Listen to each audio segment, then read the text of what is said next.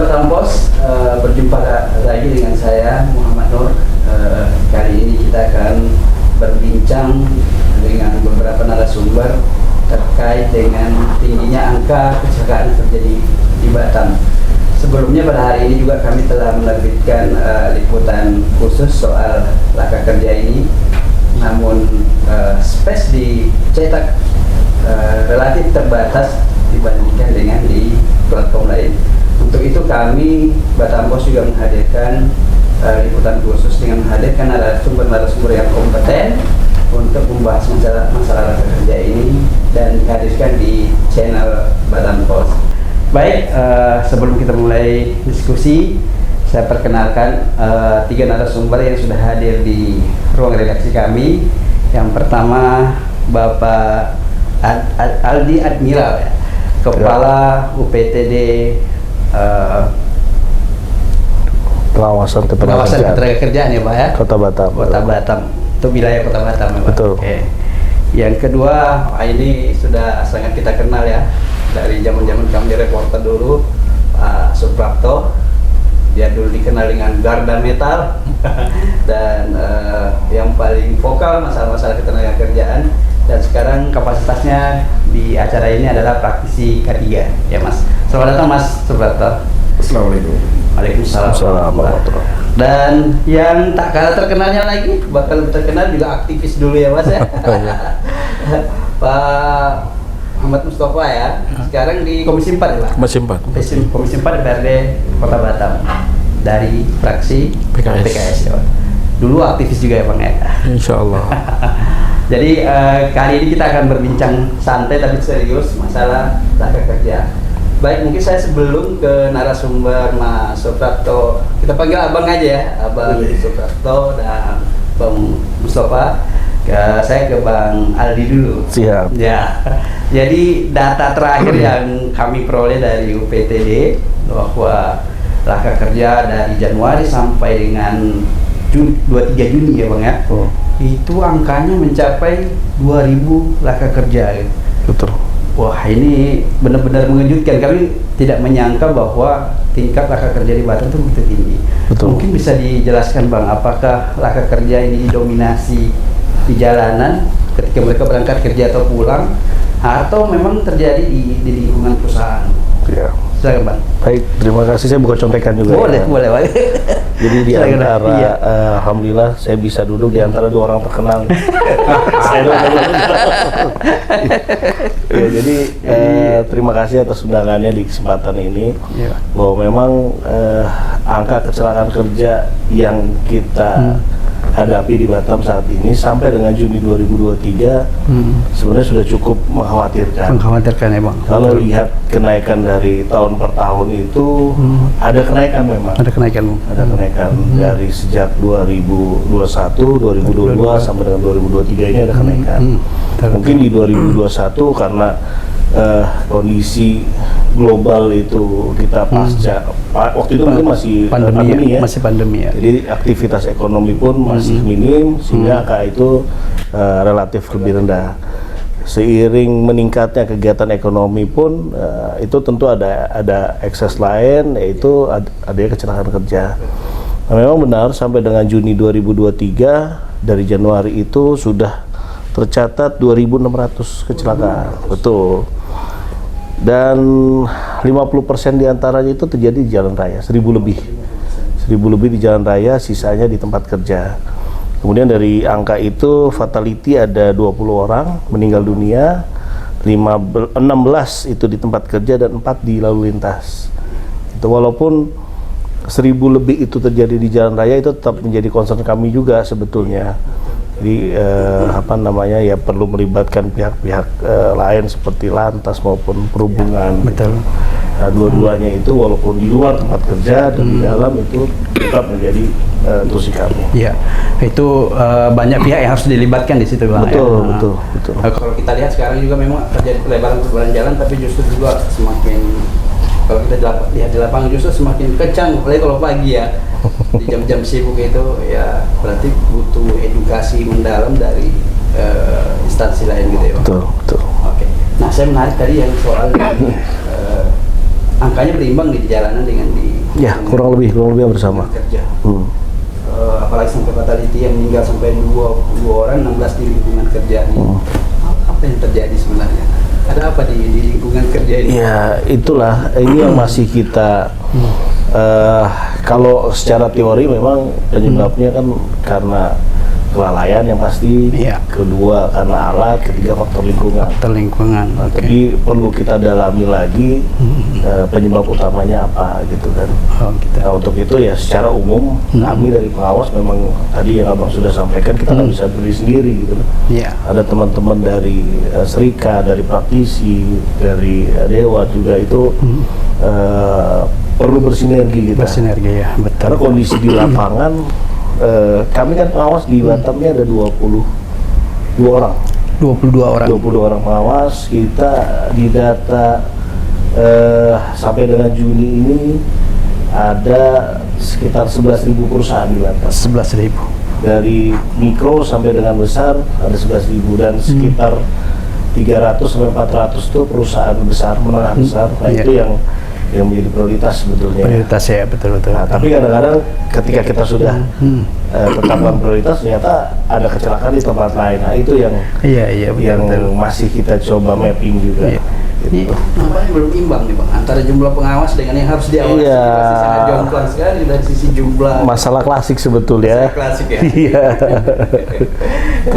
Baik, sebelum kita berbincang lebih dalam soal temuan-temuan dari teman-teman dari UPTD di lapangan bahwa penyebab-penyebab dari laka kerja terutama di lingkungan perusahaan, kita ke Mas Suprapto dulu. Abang Suprapto. Ya Bang, selaku praktisi K3 juga aktivis buruh yang selama ini memang konsen menyikapi masalah ketenagakerjaan, apa yang sebenarnya salah di perusahaan yang ada di Batam? Padahal kalau kita lihat kan perusahaan di sini banyak perusahaan multinasional, bahkan perusahaan-perusahaan internasional yang seharusnya menerbangkan K3 itu. Ya.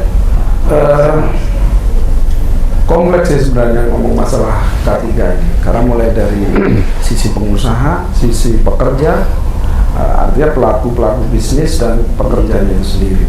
Ya. Kita masih ingat di tahun 2008 ketika terjadi kerusuhan Dry Dock. Ya, Saat itu akhirnya disimpulkan kurang pengawas, ditambah pengawas saat itu dari 3 orang atau 5 orang jadi 15. 15 ya. Nah, itu kalau 2008 itu dari sisi kultur kan itu waktu itu ada kultur yang saling bersentuhan sehingga terjadi kerusuhan waktu itu. Nah, banyak perusahaan multi internasional ataupun multinasional, tetapi kita perlu melihat di area pekerjaan atau di lokasi pekerjaan itu sebenarnya terjadi sub-sub perusahaan yang kadangkala tidak berhubungan secara langsung. Hanya subkon ini. Nah, pertanyaannya kan muncul ini kan juga teman-teman dari pemilik proyek, pemilik pekerjaan inti atau menkon, bagaimana menerima subkon ini sesuai dengan kualifikasi, dan dari pekerjaan itu sendiri. Kan itu. Karena subkon ini dengan undang-undang terbaru ini bebas, Undang-Undang Nomor 6 Tahun 2023 ini, walaupun saat ini sedang dibuka di Mahkamah Konstitusi kan gitu. Ini masih berjalan sebagai pengganti Undang-Undang Nomor 11 Tahun 2020 kan itu. Rujukan K3 itu sendiri yang undang-undang pokoknya Undang-Undang Nomor 1 Tahun 1970 belum pernah tersentuh revisi sama sekali.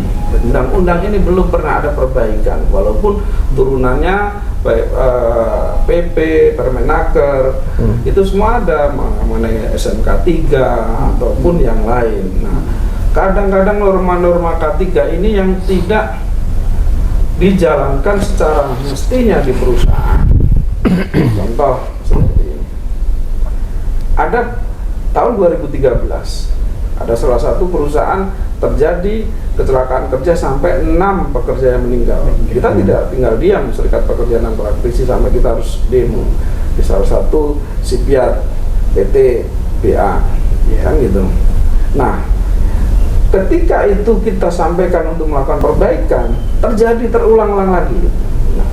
Nah, informasi yang saya dapatkan, mereka bukannya bagaimana norma K3 itu berjalan, tetapi malah menambah praktisi K3-nya kan gitu kan. Jadi banyak, jadi seakan-akan orang suruh ngawasi orang kerja gitu.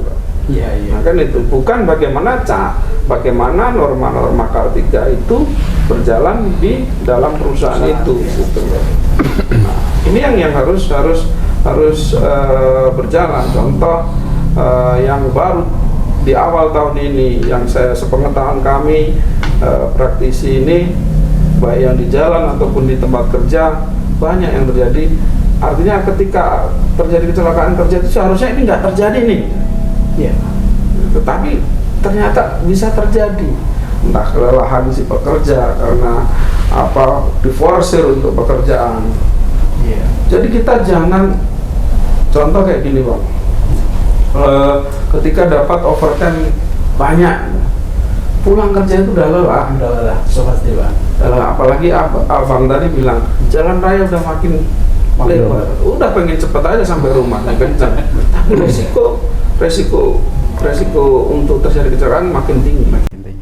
Terus dengan jalan yang lebar ini, kalau tidak ada JPO, jembatan penerbangan orang nyebrang ini makin beresiko.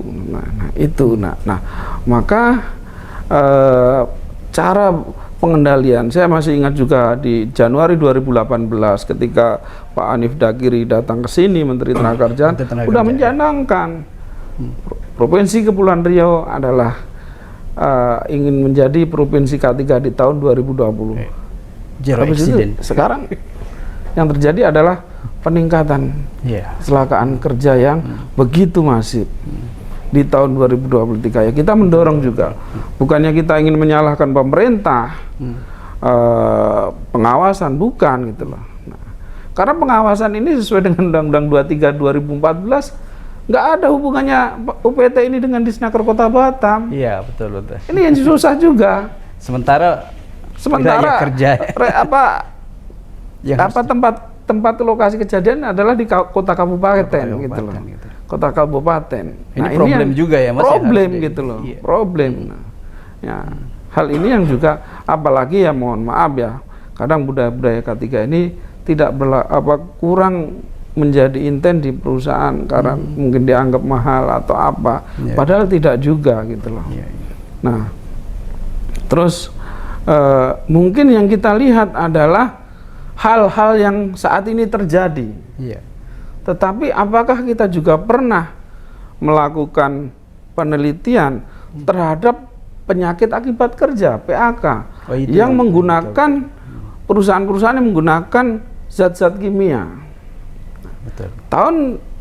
Sejak berlakunya BPJS 2014 sampai awal 2018 Bang, itu kami mendampingi beberapa karyawan di salah satu perusahaan yang meninggal ya, hampir antara 8 sampai 10 orang ya, 8 itu isunya sama. Kalau dia nggak kanker payudara, kelenjar getah bening. Tapi saya kode etik saya nggak akan menyebutkan nama perusahaan tersebut. Iya, betul. Kan itu. Nah, itu tidak ada. Nanti ya harusnya memang ada BPJS Tenagakerjaan tuh. Berani nggak dokternya itu kalau memang benar itu penyakit akibat kerja, memastikan penyakit akibat kerja. Jadi norma K3 bukan masalah kecelakaan saat ini juga. Tadi preventif ke depannya karyawan-karyawan ini tetap dalam kondisi yang baik, baik dalam masuk kerja ataupun sesudah bekerja. Nah, hal-hal semacam ini Bang. Saya potong sedikit, Mas. Kemarin kita juga sempat bincang-bincang dengan teman-teman, terutama dari Galangan ya. Memang ada kekhawatiran yang luar biasa dari mereka karena mereka melihat bahwa K3 itu cenderung hanya sekedar gembar-gembar semata, cenderung hanya simbol-simbol aja dia ada di perusahaan, tapi pada prakteknya di dalam itu sangat minim sekali gitu. Nah, apalagi di perusahaan-perusahaan yang subkon ya, yang kadang-kadang antara subkon dengan pemilik proyek utama juga hubungannya tidak terlalu baik gitu kan. Nah, ini kan kan sangat berbahaya bagi pekerja. Nah, apakah mereka perusahaan-perusahaan Subkon ini berpikir bahwa sanksinya kan kecil juga di Undang-Undang Nomor 1 tahun 70 tuh cuma denda 100.000 gitu loh. Ya, 100.000 untuk sebuah nyawa, harga sebuah nyawa kan sangat memprihatinkan sekali Mas gitu ya. Apa ini juga menjadi pemicu sehingga banyak perusahaan yang abai terhadap masalah K3 ini karena menganggap wah enggak dendaannya maupun sanksinya juga nggak terlalu berat gitu. Jadi gini juga Bang, masalah K3 ini juga kadang, mohon maaf ya, teman-teman Subkon ini kan berlomba-lomba juga mendapatkan proyek nih dari Menkonnya nih. Ya. Nah, tergantung mereka menawarkan sebuah proyek, bidding untuk bidding proyek ikut. Oh, umpamanya perusahaan A ini dapat proyek 100 kapal dalam setahun ini. Ini kan dia nggak akan karyawannya sendiri di Subkon kan. Nah, Subkon seharusnya kan perusahaan A ini ketika mau men-Subkon kan harus melihat qualified teman-teman Subkon ini gitu loh. Jangan hanya bahwa ini dari sini 100 kamu mau nggak 60. Nah, nanti ini di Subkon lagi ini 40. Habis. Maka area untuk bagaimana pekerjaan itu bisa aman itu akan hilang. Iya. Akan hilang. Sebab apa?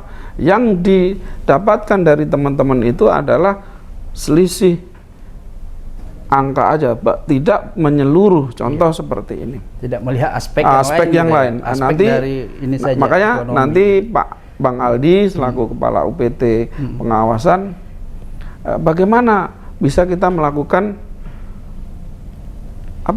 sosialisasi atau memberikan sebuah pemahaman kepada teman-teman Subkon. Contoh seperti ini. Dari kecelakaan-kecelakaan yang tadi di jalan. Itu yang terdaftar di BPJS Naker. Pasti kan itu. Karena ada laporan ke UPT. Yang tidak terdaftar bagaimana? Iya. Harus ada instrumen lain ya, Mas? Iya, makanya di sini harusnya nanti kedepannya Batampos undang tuh instrumen BPJS Naker, instrumen dari kepolisian nanti bisa sinkron tuh kecelakaan laka lantas dari yang menjadi kecelakaan kerja kan gitu. Iya. Nah, hal-hal semacam ini, kecelakaan kerja yang di jalan itu faktornya apa aja? Apakah kelelahan atau memang itu kan faktornya juga banyak kan itu. Dan analisa gitu. Iya, analisa. Yang terakhir kemarin ya mohon maaf, proyek masjid kita terjadi kecelakaan yang semua orang awalnya tidak tahu gitu loh bahwa di situ ada kecelakaan, dan infonya juga kemarin adalah beberapa teman-teman pekerja juga mogok karena haknya belum diberikan. Ini kan sebuah ironi kita di kota yang maju, dan saya terus terang aja Bang, sampai 2026 nanti Batam ini mendapat proyek pembuatan kapal sampai 400 unit ya. Kalau nggak salah 400 atau berapa itu Bang Aldi. Nah, saya juga khawatir, bukan masalah khawatir, senang di salah satu senang. Iya. Industri maju, bergerak ya Mas. Ya, lapangan kerja berjalan. Tetapi bagaimana bisa menjaga teman-teman ini dengan selamat dan juga selain selamat juga mendapatkan haknya. Karena norma K3 itu akan ada 3 mengenai masalah upah, kontrak kerja, terus ada norma K3 yang tentang keselamatan, hal-hal semacam itu. Itu juga masuk norma K3 semua. Gitu. Itu Bang. Betul. Baik, kita tahan dulu ya Mas. Sekarang kita beralih ke Bang Mustafa. Ini selain aktivis juga di Komisi 4 tentu yang konsen ya terhadap masalah-masalah ketenaga kerjaan ini. Ya, kita lihat Bang, biasanya kalau teman-teman di Dewan melihat ada persoalan-persoalan seperti ini biasanya cepat bergerak nih. Adalah kerja di sana cepat sidaknya. Ada apa nih? Ada masalah apa gitu kan gitu loh. Nah, sejauh ini gimana Bang? Beberapa teman-teman menilai bahwa Dewan periode ini agak sedikit tidak seperti dulu gitu loh. Kurang cekatan, biasanya sidaknya kenceng gitu loh.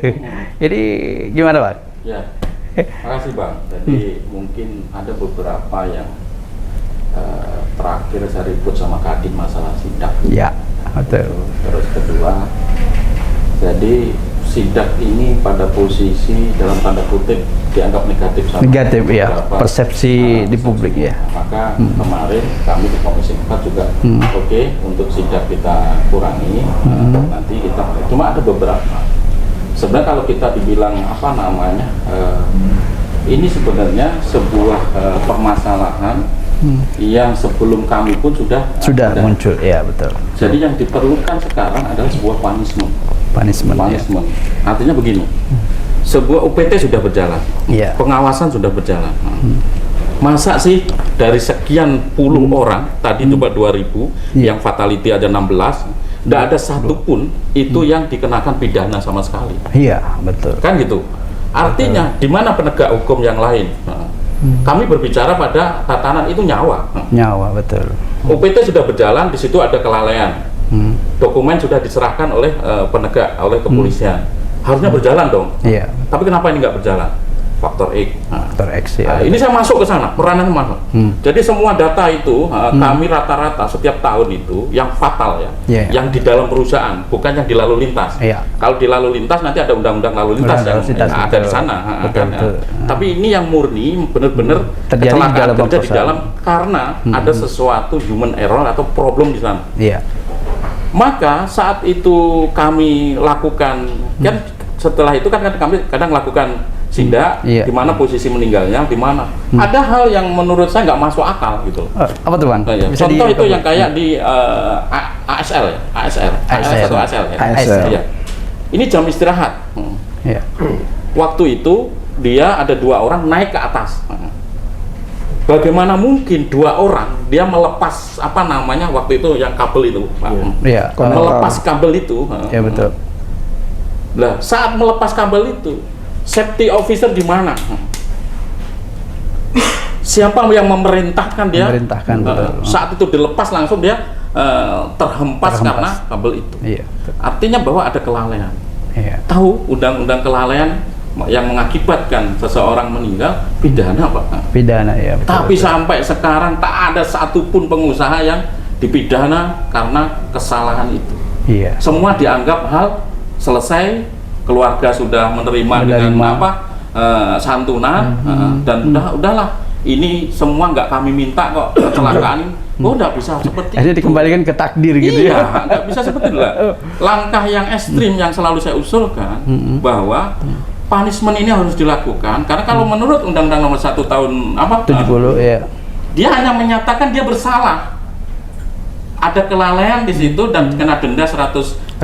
Kalau dia perusahaan existing yang di Bursa Efek, dia akan berpengaruh. Iya. Tapi kalau dia bukan perusahaan existing, hanya perusahaan, mohon maaf lah, kelas Batam, Iya. maka nggak akan pengaruh. Betul, betul. Maka dia akan mengulangi lagi kesalahan yang sama. Kesalahan itu. Kayak Marco Polo, berapa kali dia karyawannya meregang nyawa di sana, Iya, iya. yang kesambar petir, yang jatuh dari atas, ketinggian, Mas, iya, betul. nancep ke bawah. Apakah mereka tidak tahu K3?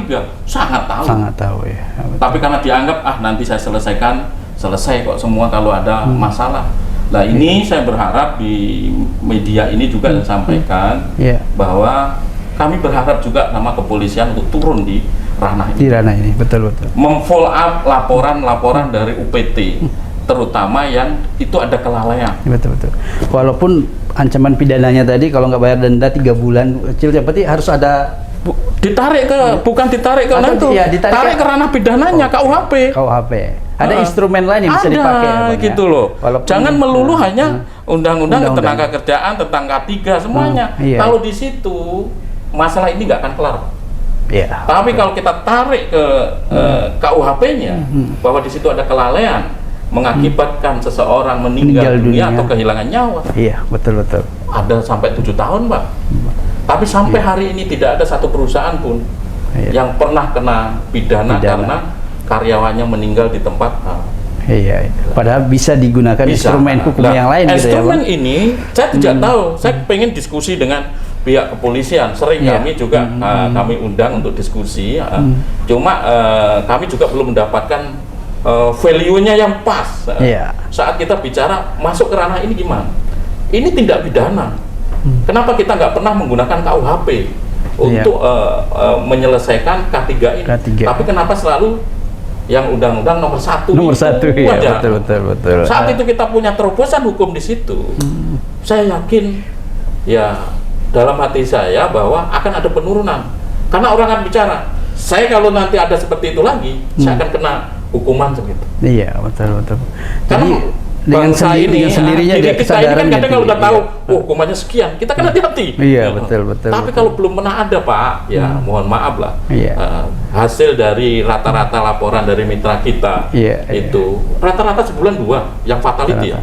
Fatality, ya, betul, Rata-rata betul. 2. Berarti kalau 1 tahun itu sekitar hampir 20. Ini aja baru setengah tahun dan 16 belum 16 dan perusahaan, Iya. luar perusahaan Iya. 4 ya. Iya, 16. Terus itu nyawa. Nyawa betul lah. Itu nyawa. Kita bicara tentang oke, apakah K3 nggak diterapkan di sana?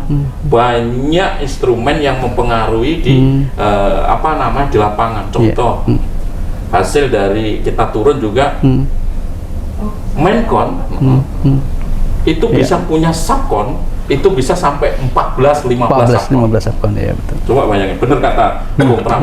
Mereka adalah salah satu adalah profit oriented. Ya. Siapa mendapatkan harga terendah itu yang yang diambil. diambil. Namun juga profit oriented. Betul. Aspek lain Ya, diabaikan, Bang. Kedua, selalu dia ada miss transfer safety dari Menkon ke subkon. Subkon. Transfer safety-nya nggak ada. Artinya saat itu subkon yang meninggal, Menkon seolah-olah lepas tangan. Ya. Ya kan gitu kan? Iya. Kebanyakan seperti itu, Bang. Menkon seolah-olah lepas tangan itu tanggung jawab subkon. Iya, betul. Saat kita bicara seperti itu, padahal di K3 ada harusnya transfer safety officer di subkon. Di subkonnya betul. Rata-rata itu ya mungkin Bang Aldi nanti dari hasil temuan kita transfer itu rata-rata nggak ada. Oh gitu ya. Kalau kita kan dokumennya mana? Dokumen transfer safety-nya nggak ada. Nggak ada. Terutama Marco Polo. Nah, artinya saat kita tanya ke kepolisian, kenapa ini nggak ditarik ke ranah KUHP? KUHP, ya betul. Kepolisian selalu sampaikan kemarin kayak di Polsek Sagulung, ini ranahnya ketenaga kerja. Tenaga kerjaan, betul. Itu yang pertama. Kedua, ahli waris tidak menuntut. Tidak menuntut ya, betul. Selalu begitu. Dan selesai. Nah, kalau ini selalu seperti ini penyelesaiannya, apalagi yang terakhir itu kebakar itu, iya, betul. Maka K3 ini nggak akan pernah selesai gitu, oke. Walaupun ada bulan K3, hanya bulan ada slogan aja itu. Iya, betul. Mohon maaf nih Bang Aldi. Baik Bang, kita tahan dulu. Iya. Bang Aldi, saya tertarik tadi. Pasti teman-teman turun ke lapangan ini kan pengawasnya pasti ada temuan-temuan menarik yang mungkin juga temuan-temuan yang menjadi kendala ataupun menjadi semacam sulit untuk menindaklanjuti lebih jauh. Mungkin bisa diungkap Bang di sini kesempatan ini mungkin temuan-temuan teman-teman di pengawas di lapangan itu. Ya, jadi kawan-kawan ketika turun ke lapangan, khususnya ketika terjadi kecelakaan, biasanya nanti dari manajemen kan akan paparkan bagaimana sistem K3 mereka di perusahaan itu. Dan itu indah tuh. Indah ya. A sampai Z-nya itu bagus. Memang secara teori itu yang disampaikan gitu kan. Tapi kenyataannya toh terjadi kecelakaan. Ya kami berpikir apakah mereka kan sampaikan ini ketika ada karyawan baru atau subkon baru dilakukan induction, pengenalan, orientasi tentang lingkungan kerja, risiko bahaya yang dapat terjadi di situ gitu. Iya. Jangan-jangan masalahnya juga di situ. Iya. Apakah benar, ini salah satunya ya, apakah benar induction yang diberikan oleh manajemen ini efektif atau tidak gitu. Iya. Jadi ketika karyawan baru itu masuk, harus tahu dulu nih si Menkon perusahaan utama ini harus tahu ada nggak penambahan pengetahuan mereka ketika sebelum atau sudah masuk gitu. Iya. Jangan-jangan tadi kualifikasinya tidak ada, kemudian begitu masuk tahu-tahu megang barang dan dengan lingkungan kerja beresiko tinggi terjadi kecelakaan. Betul. Nah, ketika di awal ada induction, ini pintunya di induction ini. Iya. Ketika di awal itu ada induction, dilakukan dulu sebenarnya pretestnya dulu. Jadi setelah diterima kerja dikasih pretest oleh Menkon gitu, oleh HSE ya. Ya Menkon harus ikut turun. di dalam. Kemudian dinilai setelah dikasih induction, dikasih pengenalan, dinilai lagi setelah itu. Dan nilai pretest dan post-test itu ada peningkatan nggak? Kalau ada peningkatan, oke, mereka kerja. Nanti tinggal ada safety talk dan lain-lain setiap hari gitu. Di McDermott dia ada spanduk dipasang bahwa zero accident sampai sekian ribu jam. Oh ya. Kompensasinya bukan kompensasi sebenarnya. Kalau tidak terjadi laka kerja selama yang disepakati oleh semua karyawan itu, maka akan ada bonus. Tapi ketika ada laka kerja, satu aja laka kerja, maka hilang semua bonus. tidak dapat bonus. Jadi satu sama lain saling menjaga. Betul. Cuma tidak semua perusahaan melakukan itu kan. Ya nggak semua perusahaan mampu juga kan. Iya.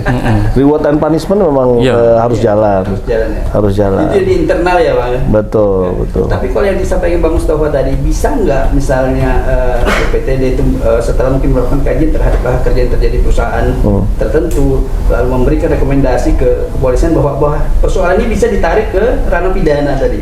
Memungkinkan nggak PTD melakukan itu, Pak?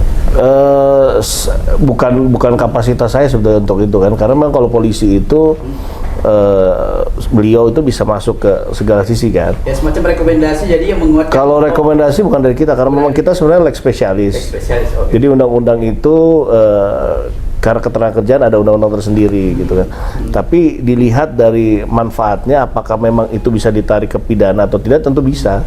Tergantung nanti dari pihak kepolisian seperti apa. Saya tambahin, Kalaupun itu bukan delik aduan. Tanpa diadu Ya. harusnya polisi turun. Iya. Betul. Jadi artinya kalau itu pada posisi di wilayah polsek tertentu, ada seseorang meninggal dalam satu perusahaan itu, maka dia harus melakukan penyidikan di sana.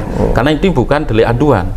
Tanpa diperintah pun dia harus turun. Nah, ya, Ya, seperti itu. dan kami dari betul, dan kami dari UPT, kalaupun nanti kepolisian, biasanya kita juga berkoordinasi gitu, dimintain keterangan sebagai Biasanya ahli. polisi pasti Betul. kita konsultasi dengan guru PTD. Iya, betul. Sejauh ini udah pernah ada nggak rekomendasi, udah tarik aja ke ranah pidana nih? Kita nggak mengeluarkan rekomendasi, Ada jadi semacam kewenangan saran lah, gitu. kewenangan dari kepolisian untuk Kepolisian yang betul, oke. betul. Tapi kalau mereka meminta masukan Pak, dari aspek misalnya kerja udah dinilai sedemikian rupa bahwa akhirnya keterangan dari PTD memungkinkan polisi untuk mengambil kesimpulan bahwa bisa ditarik ke pidana. Sangat mungkin, sangat ya, mungkin. Bang. Kita mendorong dari Ya. Dewan agar ini apa namanya ada semacam itu tadi. Kalau perlu ada MOU ya Bang dengan perusahaan-perusahaan misalnya perusahaan galangan gitu. Ada MOU bersama dengan kepolisian bahwa jika lalai terhadap K3 mungkin bisa ditarik kasusnya ke mungkin sebagai langkah awal, karena itu tadi aturan kata Mas Prof tadi nggak pernah disentuh undang-undang nomor 1 tadi. Saya tambahin. Monggo Mas. Ketika kalau saya sepakat bahwa kepolisian mempunyai hak, Ya. karena beliau adalah penegakan hukum di situ. Ketika mau MOU, perusahaannya pasti nggak mau. Kalau dia akan masuk ke ranah itu, otomatis kan perusahaannya kan. Sebenarnya ada hal yang bisa dikaitkan lagi, ada tadi bahwa ini bukan delik aduan. Iya, betul. Sebenarnya ada pernah juga terjadi, belum sampai meninggal juga, di Karimun itu ditarik kasus itu ke Polda, tarik penyelidikannya sampai itu keluar dan sebagainya. Di Karimun, salah satu perusahaan Karimun, walaupun selesai, tapi di situ ada penyelidikan dari kepolisian, punishment-nya seperti ini, harus melakukan ini. Walaupun punishment-nya kan tidak harus selalu pidana gitu loh. Tetapi bisa aja ini kesalahan kamu harus melakukan perbaikan dan sebagainya. Kan itu. Nah, hal-hal semacam itu yang kadang ditakutkan oleh teman-teman pengusaha kan gitu loh. Wah, ini udah masuknya. Karena ya sepakat gitu loh. Karena dulu ada pengaduan salah satu ahli waris korban di Tanjung Uncang itu ke kepolisian juga ya.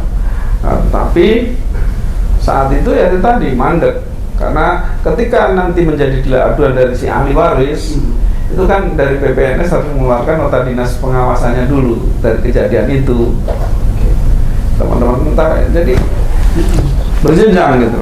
Kalau ke pengawasan kan keluarnya nanti hanya nota dinasnya aja, nota dinas itu.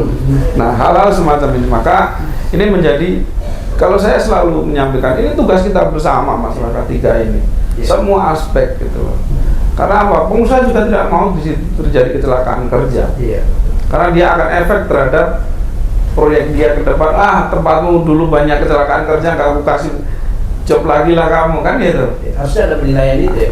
Harusnya itu, bener. Harusnya ada itu juga. Maka setiap tahun berapa ratus juta kita di awal tahun untuk sebuah seremoni K3. Betul. Tapi ya K3 yang sangat sangat miris kan tahun ini gitu loh kan. Saya selalu menyuarakan terus nih, mohon maaf ya, saya selalu suarakan ini. Baru beberapa pekan yang lalu Kepri mendapat penghargaan dari Kementerian ya, Laka Kerja Pembina terbaik lah. Iya, pembina terbaik. Tapi berbanding terbalik dengan fakta yang kita lihat gitu. Ya, artinya itu harusnya kan menjadi pembelajaran bagi pemerintah. Makanya tadi saya bilang pengawasan ini sesuai dengan Undang-Undang 23 2014 kan ditarik ke provinsi. Ya. Kejadian tempat kejadian di kota kabupaten tidak ada hubungan kerja antara pengawasan dengan disnaker kota atau kabupaten. Ini yang kadang menyulitkan orang. Rata-rata ketika ada apa permasalahan di perusahaan, mau dia lakalan kecelakaan kerja atau apa, pasti akan lapornya dulu ke dinas tenaga kerja kabupaten kota setempat. Jarang untuk mencari UPT itu, bener kan Bang? Salah loh itu. Karena biasanya juga gitu, dari sana diarahkan ke UPT itu kewenangan UPT. Ya kalau diarahkan ke UPT gitu loh. Kalau di Snaker kabupaten kota memang beda tusi gitu loh. Iya. Beda tusi. Memang pelaporan ke kita 2 kali 24 jam. Oke. Baik, kabarnya sudah dibuka line WhatsApp ya. Kita untuk juga laporan siapa saja boleh gitu. Kita juga buka ini WhatsApp kan. Jadi untuk mempercepat ini apa namanya informasi lah. Iya. Bisa Kadang-kadang disebutkan tahunya nomornya dari- Bang? Apa? Bisa disebutkan nomornya biar Kadang-kadang kita iya. dapat informasi malah dari teman-teman media kan. Iya, betul. Kami saya ngintip-ngintip dulu Bang, sama kayak kejadian di depan. Contohnya itu, Kantor. contohnya yang terjadi di Citra Buana 3. Ya, Citra Buana 3 betul. Itu kan Subkon perbaikan. Artinya tidak ada pengawasan terhadap teman-teman safety-nya di situ kan. Safety-nya, iya. Sehingga terjadi hal yang tidak di Iya. kontraktornya, perbaikan dan sebagainya. Gitu. Harusnya si pemilik perusahaan juga Ya harus safety-nya mengawasi juga kontraktornya mengawasi itu gitu loh. Mungkin gini, Ah. sekalian mumpung ada Boleh, Pak, boleh Bang. saya salah satu yang di Komisi 4 yang memang Iya. lagi melakukan pemappingan Mapping. dari kecelakaan Mungkin kerja ini. sebelum sana juga Bang, kita juga berharap gini, memungkinkan nggak ada instrumen hukum ya mungkin misalnya dalam bentuk perda yang lebih kuat mengikat si pengusaha itu agar benar-benar menjalankan K3 itu. Mungkin kan nggak Bang? Wah, kalau udah perda urusan dengan perusahaan berapi urusan. Berapi. Berapi urusan. Atau mungkin ada Panjang urusan itu. Ya, itu kan. Karena juga kalau sudah pokok urusan dengan Pengusaha, urusan dengan upah itu kalau udah mau masuk ke ranah, kan saya juga ketua Badan Pembentukan Peraturan Daerah. Iya, betul. Kalau sudah mau masuk ke situ, konfliknya sangat tinggi. Maka Iya. Gesit ya, gesit ya. Lagi saya nyusun untuk mulai sudah naik prolegda, Iya, itu ada prolegda. satu ada, yang besok itu sudah mulai pembahasan di pansus yaitu penempatan tenaga kerja. Penempatan tenaga Itu kerja, ya. karena masukan dari masyarakat khususnya tentang sulitnya warga Kota Batam untuk mendapatkan pekerjaan. Ya. Itu kami lagi susun, rapat sudah selesai, tinggal pembahasan dengan stakeholder yang ada. Ya. Cuma yang tadi yang mau saya jelaskan Silakan. adalah dalam K3 ini khususnya untuk kejadian-kejadian kecelakaan kerja sebenarnya memang kita harus mapping dulu. Mapping pertama adalah di tingkat company-nya sendiri. Company-nya, Contoh ya, betul. perusahaan. Kalau manufacturing ya, manufacturing itu rendah. Jadi kami juga harus memberikan apresiasi Ya, bagi betul, perusahaan-perusahaan yang memang pada ini di manufacturing itu, karena saya juga hampir 20 tahun saya kerja di manufacturing, Iya, betul. terutama kayak di Muka Kuning dan ini. Itu kalau karena mungkin barangnya kecil ya. Tingkat kecelakaan Iya, betul. kerjanya Jarang juga kita tinggi. dengar Paling- ada ini, paling ya. contoh yang tadi disampaikan oleh Bung Prapto, keracunan tadi, Keracunan, kena asap, apa iya, namanya, iya, PCB. apakah itu bisa di ini contoh saking seringnya dia menghirup apa namanya Solder. Solder, ya, akhirnya betul. kemandulan, Kemandulan, kemandul kan iya, gitu. iya. Sebenarnya kan kalau yang rentannya di sana seperti itu, apalagi perempuan Iya, rentannya. betul. Lebih ke penyakit akibat Aku kerja. Ya, ya, artinya pada posisi yang ada, setelah itu di mapping, jadi kita ini fokus di mana sih letak yang sering terjadi, Terjadi, ya. kecelakaan kerja. Dari hasil mapping itu, memang hampir 80% kecelakaan kerja itu terjadi di wilayah-wilayah kerja keras ini, contoh Iya. galangan. Galangan, iya. Kedua Iya. ada bukan galangan, yang pengumpul barang bekas, yang kemarin Iya, akhirnya apa? Iya. Terus Betul. terakhir yang di Citra Buana. Kita pikir kemarin adalah karyawan Citra Buana. Iya, betul. Ternyata satpam yang Memperbaiki. Yang memperbaiki perbaiki di istilah. sana, betul. Artinya dengan mapping ini, maka UPT dari sisi pengawasan ini kan dia bukan ada ya edukasinya di sana. Ada. ada. Sudah termapping. Oh, di sini wilayahnya. Wilayahnya. Jadi Selain tadi fokus kerjanya lebih ke situ ya, Bang. iya, Pengawasannya karena tadi kita ya. manufacturing lebih apa? Soft lah. Lebih aman. Lebih aman. Iya, Dan lebih oh, aman. di sini. Artinya fokus dengan SDM yang mungkin Bang Aldi kan selalu bilang SDM kita terbatas. 22 tadi ya. Betul, betul. Akhirnya fokus nih di sini. Karena rata-rata itu yang ngeri lah. Contoh ini kayak di, saya langsung sebut-sebut perusahaannya aja. Kenapa? silakan. Karena kita udah turun. Silakan aja, Bang. Kayak di Direkdo, 3 orang akhirnya terhempas. Terhempas. Keren ini. Keren, Coba, ya. kerennya baru, Bang. Coba bayangin. Kerennya baru. Berarti Salahnya bukan apa? problem di keren ya, Bang. Apa? Counterweight. Oh, apa kalau bahasa Counterweight. Pijakan ke bumi, Iya. pijakan ya. Coba bayangin. Terus apakah safety itu nggak ngecek? Iya. Nah gitu loh. Tapi kabarnya itu lenyap begitu aja. Iya, betul. Kalau itu saya koreksi nih, itu udah putus. Putus. Putus di Undang-Undang 01 kan. Ya minimal kan. Makanya saya bilang, saya selalu membela UPT. Kenapa? Kerjaan UPT udah selesai. Iya, betul. Dia sudah sampai sidang dan menang dan dinyatakan. Terus apakah cuma sampai di situ? Iya. Kalau nggak ada punishment yang ada, tentu akan terulang lagi. Iya, betul. Nah, ini yang kami juga selalu sampaikan kepada pihak berwajib. Artinya, apakah betul tidak bisa masuk ke ranah leg spesialis yang ada di Iya. K3 ini? Betul, Padahal betul. kita juga praktisi hukum. Ada celah masuk. Ada di celah sana. gitu ya. Gitu. Tergantung mau atau Tidak. tidak. Iya, Udah, itu iya, aja. iya. Nah, artinya kita diskusi apa? Saya hanya butuh 1 atau 2 orang hukum lah. Ya, Yang sebagai benar-benar pembelajaran fatal. gitu ya, Bang. Sebagai pembelajaran mereka supaya berhati-hati, khususnya ya di mapping tadi. Iya. Karena rata-rata Iya. di sini Iya. kecelakaan kerja.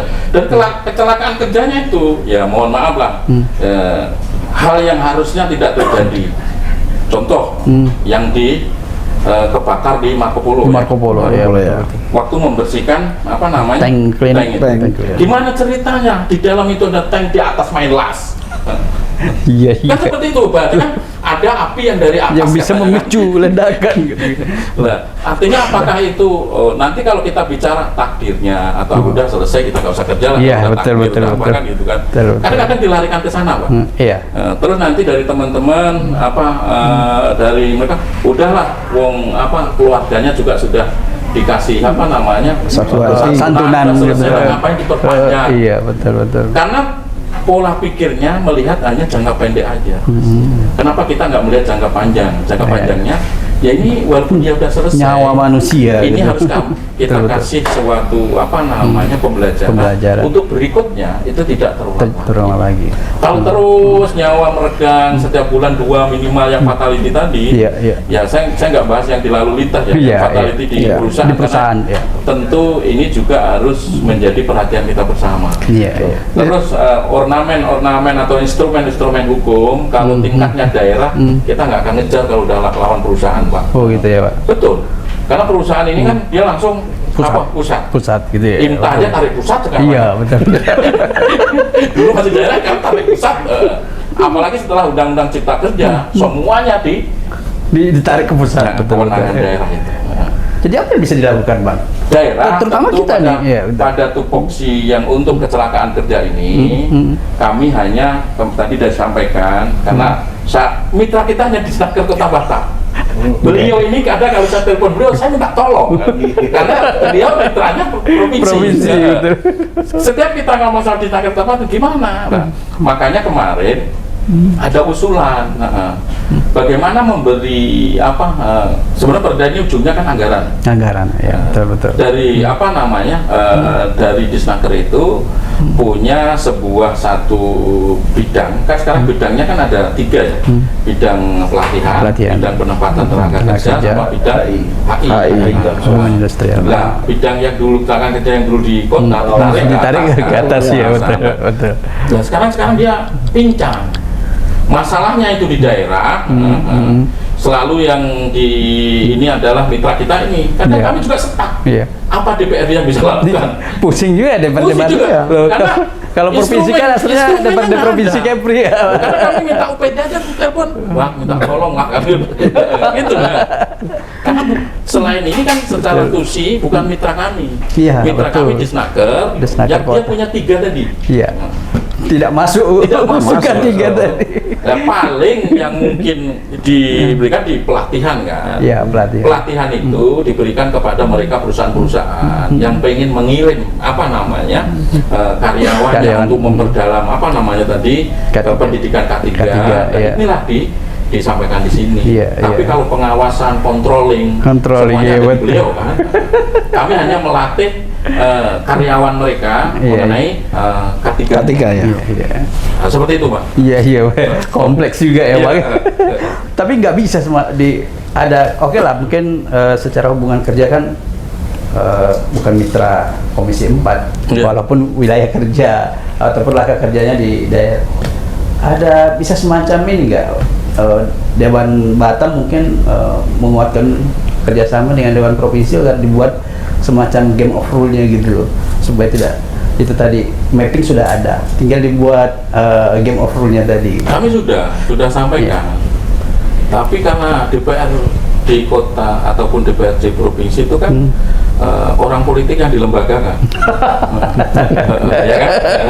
Dan di situ ya tentu bicaranya adalah satu perda itu butuh sekitar 50% plus 1 untuk dia bisa naik. Untuk naik, betul. Nah, untuk memahamkan 50% plus 1 anggota itu nggak mudah. Ada yang paham, ada yang nggak tahu sama sekali, ada. Betul. Maka tentu pada bicara tentang aturan, apakah kita perlu aturan tersendiri bentuknya perda di tingkat kota ataupun di provinsi, karena memang hierarki undang-undang kan seperti itu. Bahkan kalau kita bicara di OB, ini kan sebenarnya kan juga ada, mohon maaf lah, ada perizinan juga ada di Otorita Batam kan. Otorita Batam. Artinya sebenarnya di hierarki perundang-undangan tidak ada istilah perka, itu nggak ada. Ini yang perlu dipahami ya. Betul. Peraturan kepala BIM itu nggak ada di perundang-undangan gitu. Yang ada itu pergub atau perwako itu ada di hierarki perda semuanya. Maka pada posisi ini tentu karena kemarin ini juga sebuah program Pak Jokowi ya, kenapa itu ada Omnibus Law, sebuah undang-undang digabung jadi satu. Kita ini sebenarnya dilarang bikin perda untuk yang urusan ini kan. Apalagi urusan apa namanya di dunia pengusaha ya. Nah itu, jadi jangan sentuh pengusaha gitu ya. Intinya kan seperti itulah. Itu karpet merah untuk perusahaan, pengusaha lah. Tapi kita sebagai wakil yang wakil rakyat yang ditugaskan, kami hanya meminta instrumen-instrumen lain untuk turun ya gitu. Contoh dari kepolisian. Instrumen vertikal kan ini kan. Tapi kami kan nggak bisa memaksa. Tapi pada posisi ini kami memohon atas nama masyarakat Kota Batam, karena ini kecelakaan kerja terus naik. Ayolah ambil satu sampel. Kalau kita mau diskusi hukum, ayo kita diskusi, kita bedah dalam hukum.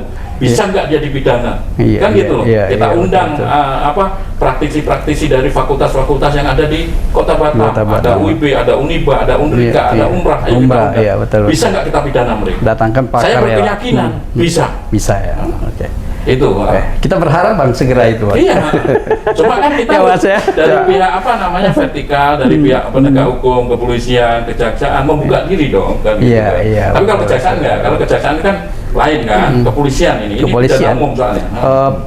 awalnya di situ ya makanya. Kalau nanti proses selanjutnya kan kalau kejaksaan kan masalah korupsi, masalah ini bisa langsung ke sana. Iya, betul. Kalau pidana umum itu adanya di kepolisian. Iya. Nah, seperti betul itu. betul. Bang, sebab itu tadi yang jadi catatan kita, belum pernah ada satupun perusahaan yang diseret kerana pidana ya. Betul. Itu menjadi catatan yang memang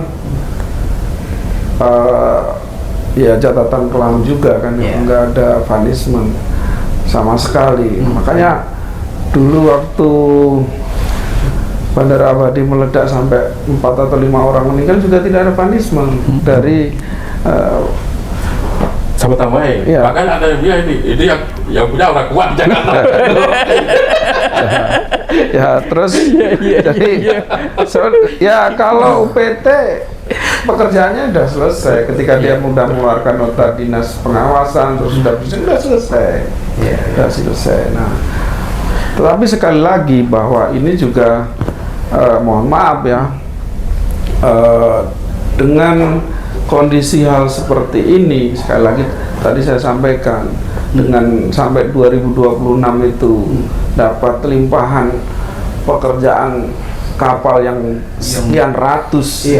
Di salah satu sisi senang, tapi di salah satu sisi khawatir pasti terhadap keselamatan kerja teman-teman ini, saya bilang. Ya kalau manufacturing itu efeknya 25 tahun, 15 sampai 20 tahun tadi saya sampaikan.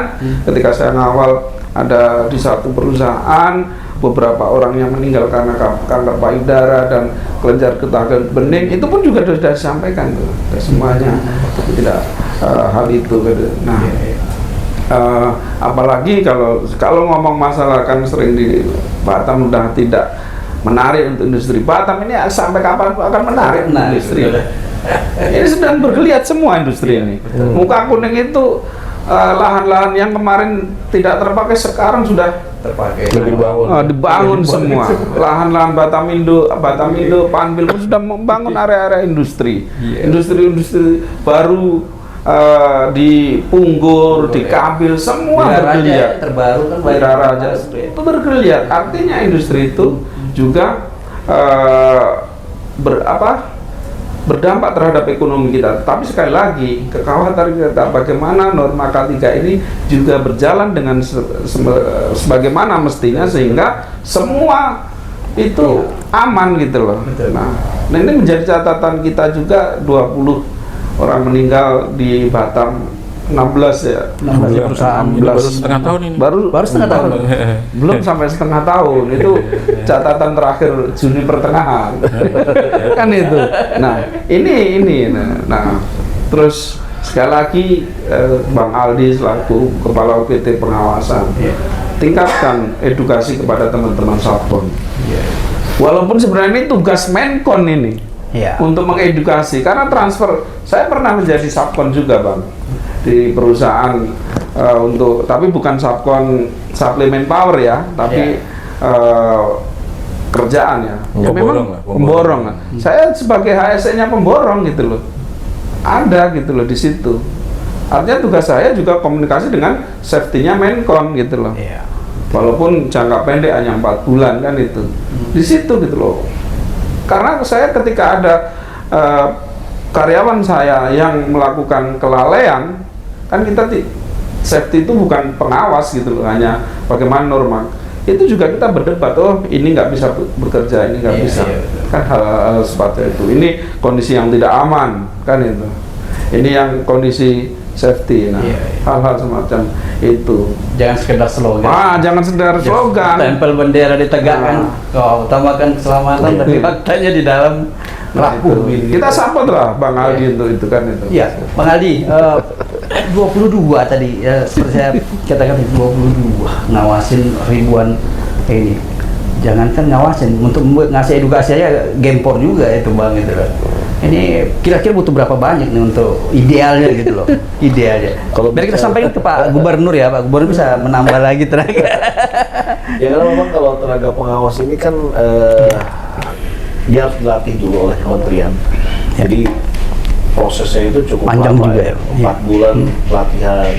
Kemudian setelah itu pun juga masih harus pengalaman di lapangan seperti apa gitu.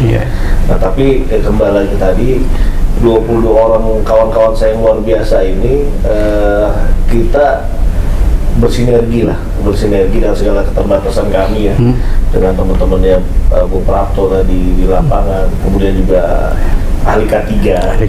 ahli K3 di Batam ini kan cukup banyak. Nah itu yang coba kita bangun lagi jaringannya, AK3U, kemudian lewat wadah itulah yang kita coba jejaringnya informasi sebanyak mungkin tentang potret ketenagakerjaan ke K3 yang ada di perusahaan. Nah dari informasi itu tadi seperti Bang Mus sampaikan, nanti akan kita mapping lagi. Iya, betul Bang. Mana kira-kira yang kita concern ke sana, nah itu kita arahkan ke sini. Iya, yang risiko tadi ya, risiko tinggi ya. Iya, dan yang pasti sosialisasi ke subkon itu wajib memang. Iya. Memang, dan ya nanti dalam waktu dekat ya Bang, kita coba kumpulkan subkon di satu Menkon, nanti ya kita sosialisasikan, kita kasih kombinasi, refresh lagi mereka. Iya betul Bang, itu sangat penting sekali Bang. Karena rata-rata kejadiannya kalau kita lihat ya dari beberapa kasus, kalau di Galangan itu kalau nggak di confined space itu di ruang terbatas, jatuh dari ketinggian, paling besar itulah, atau ketimpa itu material ya. Kalau yang lain ya itulah, nanti dari dua case itu nanti kita coba difokusnya di situ dulu gitu. Edukasinya gitu ya. Edukasi dari sisi kompetensinya mereka ada tidak, kualifikasinya bagaimana. Betul gitu. Karena ada sedikit saya tambah, ada pengalaman sedikit di daerah Tanjung Uncang itu, dia udah subkon tapi di pekerjaan tertentu, scaffolding ya. Jadi teman-teman scaffolding ini kadang tidak tersertifikasi juga. Apalagi kan tergantung pakai standar GS atau BS British. Kalau British berat lagi kan. Iya, betul. Kalau GS kan 1,1 aja thicknessnya kan gitu. Nah, pernah saya melihat teman-teman ini kejatuhan scaffolding ini karena memang dia sistemnya begini. Ketika contoh nih, ini mau bangun konstruksi sebagian sana. Ini ada beberapa subkonnya scaffolding ya tender. Ini berani berapa? Butuh waktu berapa lama? Iya betul. Akhirnya apa? Mengabaikan keselamatan teman-teman yang masang scaffolding. Untung aja yang GS gitu loh saat itu, dan panjangnya bukan yang 6 meter, yang hanya 3 meter sampai helmnya pecah, tapi nggak apa-apa, kepayakan, tapi juga itu sebuah resiko gitu, dilempar, aduh. Nah hal-hal semacam ini yang harus kita edukasi kembali lagi kepada, jangan hanya profit oriented. Jadi ya mohon maaf yang tadi Bung Mus bilang Menkonnya punya subkon, ternyata harga subkonnya dia tekan habis supaya apa, profitnya di atas tinggi, padahal ini punyanya dia sendiri gitu. Iya betul gitu. Akhirnya K3 diabaikan sama benar-benar terabaikan gitu ya, seperti itu. Kasus sedikit lagi, kasus dry dock yang tidak terbayar dulu, yang sampai subkonnya tidak terbayar, ribut kan. Sebenarnya benang merahnya mereka punya mereka sendiri. Itu banyak terjadi di Batam. Seperti itu. Iya. Sebenarnya kompleks sekali ya bicara masalah ketenagakerjaan ini. Ini baru laka kerja, belum masalah-masalah lain gitu ya. Yang sangat kompleks. Ya saya sih sekali lagi mendorong tadi, terima kasih Bang Mus adanya perda penempatan tenaga kerja. Sebab apa? Ini sebenarnya sudah lama juga kita suarakan bagaimana anak-anak kita lulusan dari Batam ini mendapatkan kesempatan yang lebih luas. Ya, tentunya tadi ya Bang, yang penempatan tentu ada instrumen pasar juga yang memberikan pemahaman tentang pentingnya K3 gitu ya. Kita kan nomor 3 ya, tertinggi di Indonesia. Tertinggi. Jadi agak unik di kita ini, kesempatan kerja tinggi, tapi pengangguran tinggi juga. Jadi sekarang juga ada beberapa, kami mau koordinasi juga sama Bang Aldi. Ini agak nyimpang sih, sama tetap di dunia kerjaan. Lanjut. Jadi ada beberapa angkatan kerja kita itu sekarang itu ya tadi disampaikan itu kan lumayan besar angkatan kerja kita.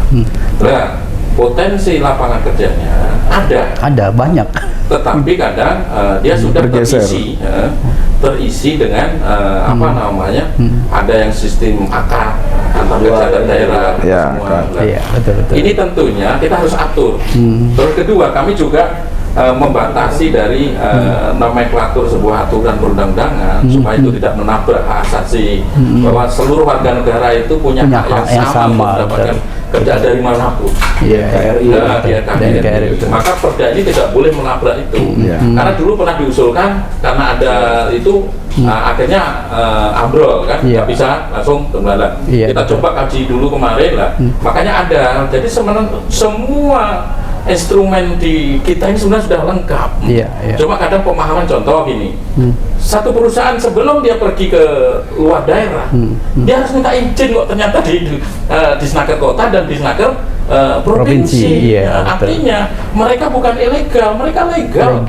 Dapat izin dari pemerintah daerah bahwa Kota Batam, Kepulauan Riau membutuhkan tenaga kerja karena kekurangan tenaga kerja. Artinya nggak salah mereka, tapi sekarang kan di ini seolah-olah mereka salah. Padahal mereka harus oke, sekarang itu yang pertama. Yang kedua, di perda ini juga akan mengatur pada posisi nanti tentang pelatihannya. Bidang pelatihan harus sesuai dengan bidang penempatan tenaga kerja. Ini pelatihannya kemana? Penempatannya kemana? Gitu. Galing. Padahal ini harus sejalan seirama. Oh, saat ini saya butuh ini. Oh, maka pelatihanlah yang nyiapin. Anggarannya diambil dari IMTA tadi. Betul. Betul Pak. Biar matching gitu ya Pak. Ini nggak boleh jalan sendiri-sendiri. Ujung-ujungnya kalau pelatihannya apa, penempatannya apa, balik lagi tadi ya, risikonya jadinya nanti kan gitu. Yang pelatihan gemuk, yang bidang penempatan kurus kering, gitu kan. Nah ini harus sama jalan. Penempatan ini kalau kita optimalkan kinerjanya, di tempat lain optimal, maka kesulitan masyarakat tentang pekerjaan itu agak tertolong ya. Terbantu, walaupun dia bukan Superman yang bisa nolong semua, tapi agak terbantu nanti. Masyarakat Kota Batam kalau dia tidak punya pengen mencari kerjaan, kalau di daerah lain Pak, kayak di Jawa, di Jogja, kalau dia nyari lowongan yang dia datangin kemana dulu? Disnaker dulu Pak. Dia nengok lowongan itu ada di mana, ada tidak gitu ya, daftar di sana. Betul. Dan ini ya, monggo sedikit. Artinya kan ada kualifikasi yang dibutuhkan yang kurang gitu ya Pak. Tentu tadi kata Bang Mus itu akan dilakukan pelatihan. Pelatihan terhadap posisi yang yang akan ditempati gitu ya. Ada ke K3, nah itu bisa diselipin lah Bang. Ada pelatihan tentang K3 juga sedikit terus Bang K3 sama. Aku nggak tahu setelah lulus kemana ya. Nah maksudnya gini, jadi untuk kualifikasi pekerjaan tertentu apapun itu diselipin juga sesi tentang K3 gitu. Jadi ada indikasi tentang K3. Ada pasal yang kami nitip pasal lah Bang. Di pasal K3 jadi, ada lebih penekanan sedikit gitu kan. Ya, mau secara luas ngomong pelatihan, masalahnya kita ngomong K3 kan. Asik juga nih ngomongin. Pelatihan ini kan beberapa tahun terakhir kan puluhan miliar, belasan miliar pelatihan baik kota maupun provinsi ada kan itu ya. Bahasa tapi yang banyak kota provinsi sedikit. Kota provinsi sedikit. Nah, tapi lebih cenderung banyak kuliner saya. Nah, industri agak jarang gitu loh. Serius. Kan ketika diumumkan ini sekian lebih banyak kuliner. Tapi ini saya tahu tuh historisnya. Historisnya tahu karena kan kemarin kan sempatlah kita waktu RDP dengan Disnaker atau apa. Kita ini kan bertanya, apakah betul IMTA itu pelatihannya hanya untuk mencari kerjaan? Apakah tidak bisa pelatihannya itu untuk melahirkan seorang pengusaha? Contoh ya, makanya kan ternyata diimplementasikan sama Disnaker, ada pelatihan rias pengantin, ada pelatihan bikin Montir, kopi barista. Karena mereka ada dua pelatihan, namanya pelatihan yang untuk pekerja, sama pencaker sama yang sudah peningkatan. Memang ada dua nomenklatur, seperti itu Bang. Memang itu atas diskusi kami. Tapi mestinya porsi ke industri juga besar. Kita hidupnya di situ. Kalau industri besar Bang, industri besar. Kalau pelatihan untuk contoh itu kayak rias pengantin, bartender, apa namanya yang kopi itu? Ya. Barista. Barista, ya. ada kan barista, terus ke kuliner, cooking, itu nggak lebih hanya sekitar paling 300 orangan. Itu sisanya yang anggaran sampai puluhan miliar itu ke Industri, main program itu industri. Mudah-mudahan kedepannya lebih porsinya lebih besar. Siap.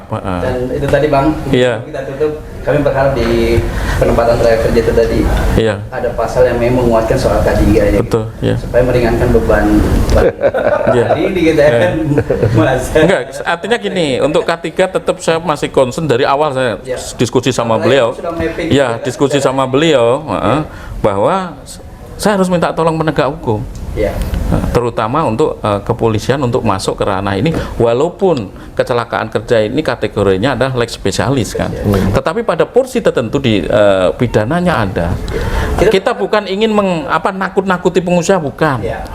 tapi pada posisi ini kan kegiatan yang selalu berulang, kecelakaan yang selalu berulang. OPT sudah menjalankan sedemikian rupa tugasnya, bahkan ada yang sudah sampai punishment di pengadilan dinyatakan bersalah. Tetapi karena itu tidak ada penjeratan hukum secara pidana, maka itu tidak menjadikan pelajaran bagi mereka. Tidak ada efek. Bahkan satu perusahaan 1 tahun bisa 2 kali dia melakukan kesalahan dalam K3 itu, Gitu. iya, dan itu meninggal, fatal.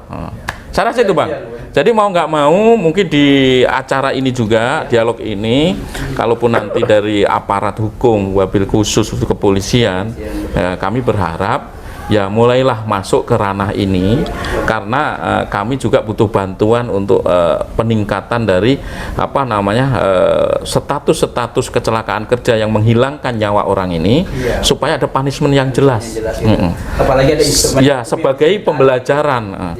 Masa sih dari 5 tahun kecelakaan kerja, kalau kita hitung 1 tahun itu 20, 5 tahun itu sudah berapa Pak? 100 orang. Masa sih nggak ada sih yang mohon maaf dijadikan tersangka satupun itu loh Pak. Betul. Ya. Sementara ada instrumen hukum yang mungkin Iya. kita juga berharap ada diskusi-diskusi intens. Betul. Ya, kita nunggu Batam Pos. Siap. Ya, kita mulai masuk yang menjurus. Nanti bisa Kasat Reskrim juga kita undang sini. Kita diskusi tentang hukum. Mungkin di diskusi berikutnya Ya, juga kita bisa betul. lebih menjurus tadi. Supaya memang ada punishment. Karena kalau nggak ada punishment, Ya. saya yakin juga akan Susah. terus berulang. Dan kerja Bang Ali juga akan semakin Iya. berat gitu. Akhirnya hanya formalitas. Ada kecelakaan, datang beliau bikin laporan, sidang. Udah tahu nih beliau. Nanti paling putusannya begini. Enggak, tetap kita deh. Tantangan Bang Ali pasti semakin berat. Iya. Apalagi ada pengusaha ya Bang. Dan di lapangan juga berat itu. Dan kita juga berharap kepada pemerintah provinsi supaya memang ada keseimbangan ya antara jumlah pengawas dengan yang harus diawasi juga. Mudah-mudahan kerja-kerja Bang Ali ke depan semakin ringan ya. Amin. Dan edukasi bisa terus berlanjut. Harapan kita nyawa manusia Sebenarnya bukan kerjaan saya makin ringan, tapi teman-teman Semakin pekerja semakin aman dan Ya, semakin itu. targetnya itu. Iya. Zero incident. Iya benar-benar. Oke, sebelum kita tutup closing statement Pak. Siap, ya terima kasih sekali lagi kesempatannya, bahwa memang pengawas itu kita nggak bisa berdiri sendiri gitu loh. Jadi kita butuh bantuan juga dari para stakeholders, dalam hal ini karyawan, terus manajemen, rekan dari dewa dan kepolisian juga, untuk sama-sama kita bahu membahu lah, membudayakan K3 khususnya di perusahaan. Baik. Sehingga harapannya ke depan angka kecelakaan kerja dan angka sakit akibat kerja ini bisa minim. Baik. Itu saja. Bang Mustafa. Ya, jadi gini Bang, menyangkut K3 ini.